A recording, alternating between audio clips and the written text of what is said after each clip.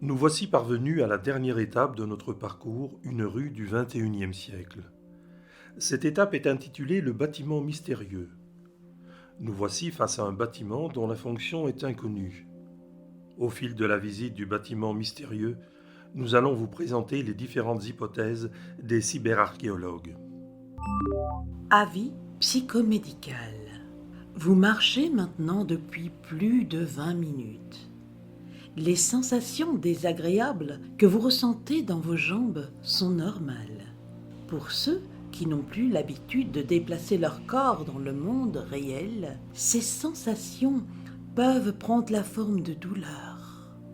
Si ces douleurs deviennent violentes, prière de prévenir les cyberinfirmiers. Vous reconnaîtrez les cyberinfirmiers à leur casquette marquée d'une croix rouge.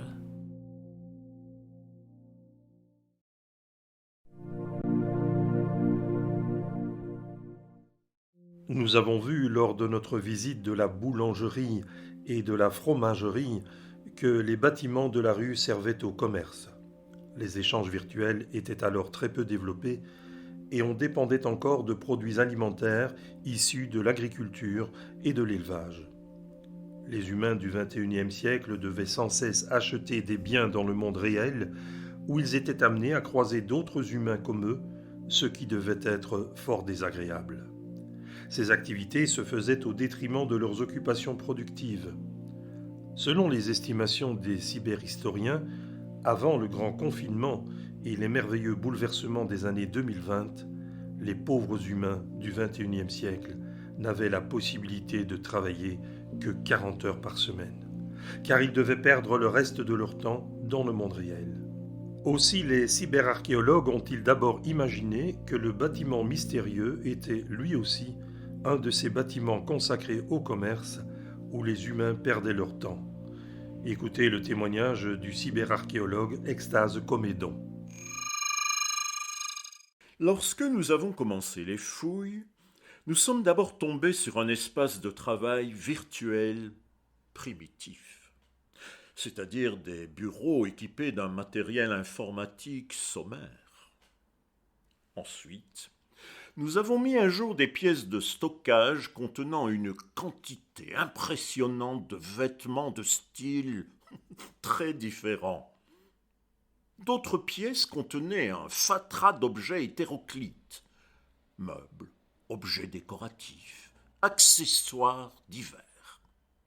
Nous avons donc supposé que le bâtiment mystérieux était lui aussi un lieu de commerce. Probablement ce que les humains du début du XXIe siècle appelaient un supermarché, c'est-à-dire un endroit où l'on pouvait acheter toutes sortes de biens. Mais cette hypothèse s'est effondrée lorsque nous avons découvert le grand espace central. Avis psychomédical. Vous marchez maintenant depuis près de 25 minutes. Attention, cette visite dans le monde réel est en présentiel. Vous serez peut-être amené à croiser d'autres visiteurs. Ceux d'entre vous qui n'ont plus l'habitude de croiser des humains dans le monde réel risquent de ressentir le syndrome de PPP, phobie de la présence physique. Si, lorsque vous croisez un autre humain, vous ressentez l'envie de vomir, prière de prévenir la cyberinfirmerie.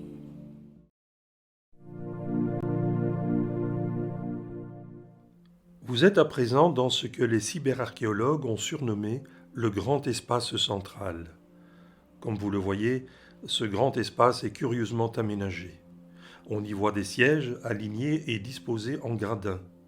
Cette structure pouvait accueillir plus de 100 personnes assises, serrées les unes contre les autres, ce qui, une fois de plus, devait être horriblement désagréable. Face à ces sièges, on distingue une sorte d'estrade. Qu'exposait-on sur cette estrade face aux personnes assises? Le mystère reste entier, même si une hypothèse semble se dégager. Écoutez le témoignage du cyberarchéologue Goémon Prurit. Pour moi, c'est évident, il s'agit d'un lieu sacré. L'espace est clairement disposé afin que la foule des croyants puisse assister au culte. Quel culte ? Ça reste un mystère. Vous savez que dans les textes sacrés qui sont à l'origine du grand confinement, notamment le décret ministériel du gouvernement fédéral du 15 décembre 2020, « Loué soit son nom !» ou les décisions du comité de concertation du 5 avril 2021, « Éternelle soit leur renommée !» on trouve le mot « culturel ». On parle même des espaces culturels ou des institutions culturelles. On ne sait pas trop quel sens donner à tout ça. Peut-être le mot culturel vient-il de culte. Un espace culturel, c'est un espace où on rend un culte à la divinité. Le bâtiment mystérieux serait donc bel et bien un temple. Il s'agit peut-être de la naissance du culte de la sacro-sainte productivité. Bénie soit-elle pour les siècles des siècles. Avis psychomédical. Vous marchez maintenant depuis plus de 30 minutes.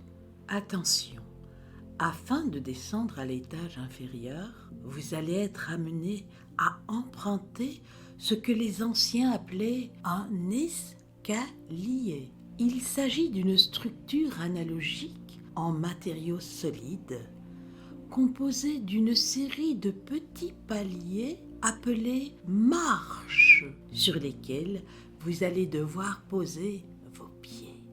Le plus simple est de poser votre pied droit sur la première marche, puis d'y poser votre pied gauche, d'attendre quelques secondes et de recommencer l'opération sur la marche suivante.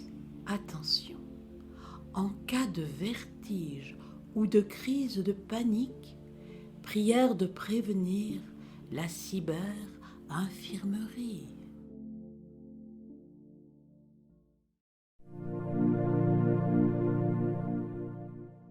Vous voici à présent dans la crypte, située sous le grand espace central.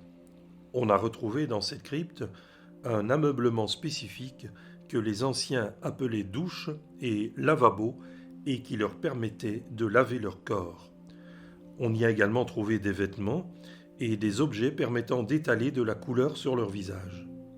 Les humains du début du XXIe siècle appelaient ça du maquillage. Quelle était la fonction de ce dispositif ? Écoutez à ce sujet le cyberarchéologue Turbide Impetigo.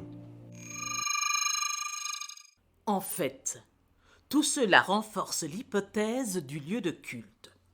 On sait que dans de nombreuses religions anciennes, le corps des prêtres devait être purifié par des ablutions. Il n'y a donc rien d'étonnant à voir des douches et des lavabos dans un temple. On sait également que les prêtres portaient des habits rituels. Voilà qui expliquerait les stocks de vêtements que l'on retrouve à différents endroits du bâtiment mystérieux. Et, bien entendu, dans cet univers primitif du début du XXIe siècle, le maquillage pouvait renforcer le côté solennel et impressionnant les fidèles. Quant aux accessoires, enfermés dans certaines réserves du bâtiment mystérieux, il devait s'agir d'objets sacrés ou de cadeaux que les fidèles faisaient à la divinité. Pratiquaient-ils le sacrifice animal ou humain ? Dans l'état actuel de la recherche, c'est encore un peu tôt pour le dire, mais si c'est le cas, les douches et les lavabos servaient peut-être également au rituel de purification de la victime avant son égorgement en public. Avis psychomédical. Vous marchez maintenant depuis plus de 35 minutes. Attention, afin de monter à l'étage supérieur, vous allez de nouveau être amené à emprunter ce que les anciens appelaient un escalier. Il s'agit cette fois d'un escalier montant et non d'un escalier descendant. La méthode est la même que pour la descente, mais la montée demande beaucoup plus d'énergie.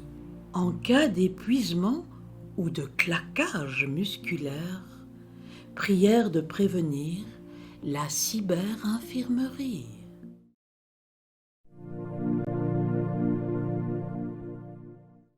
Nous voici parvenus dans le grand hall d'accueil. C'est ici que notre visite prend fin. Nous espérons que vous avez passé un agréable moment et nous vous souhaitons... Et cette histoire de lieu sacré ne tient absolument pas debout. Ne vous laissez pas leurrer par ce que vous disent les cyberarchéologues officiels. Le bâtiment mystérieux était bien un espace culturel, mais la culture, ce n'était pas des temples des sacrifices humains. C'était autre chose, une chose que nous avons perdue. Une chose qui n'avait rien à voir avec la productivité ou avec l'économie. Une chose qui nourrissait l'esprit mieux que le télétravail. Une chose qui faisait réfléchir et qui rendait les gens solidaires. Une chose qui libérait et qui reliait tout à la fois. Une chose essentielle que l'on a fait disparaître. Et ici même, dans ce lieu que ces crétins appellent le grand hall d'accueil, les gens se parlaient, se frôlaient, partageaient leurs émotions en buvant un coup. Et c'était beau, c'était superbe, c'était merveilleux. Excusez pour cette interruption indépendante de notre volonté et générée plus que probablement par un piratage attribuable à un groupuscule extrémiste. Le ministre du Savoir me demande de vous rappeler que le but des activités humaines est la productivité économique et qu'il est donc impossible qu'une autre chose qui nourrissait l'esprit ait jamais existé, comme le prétendent ces dangereux terroristes. Voilà, il est temps en présent de terminer cette visite fort éprouvante. Avis psychomédical. Vous marchez maintenant depuis plus de 40 minutes.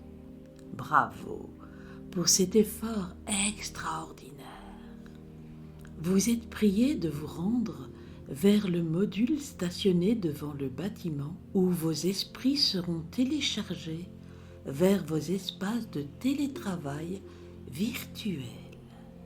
Que la sacro-sainte productivité soit avec vous jusqu'à la fin de votre éternité numérique.